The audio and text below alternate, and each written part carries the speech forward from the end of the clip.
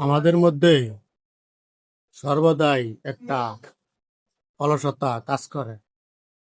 যেমন ১০০ টাকার একটা নোট, সেটাকে অনেক বড় মনে হয় যখন এই টাকাটা আমরা কোনো মসজিদ মাদ্রাসায় দান করি। আর যখন সেই টাকাটা নিয়েই কোনো শপিং মলে শপিং করতে যাই, তখন মনে হয় এই টাকাটা একেবারেই নগণ্য। ঠিক তেমনি আমরা যখন একটা সিনেমা হলে সিনেমা দেখতে ঢুকি, ৩ ঘন্টা সময় আমাদের কাছে মনে হয় একেবারেই সামান্য সময়।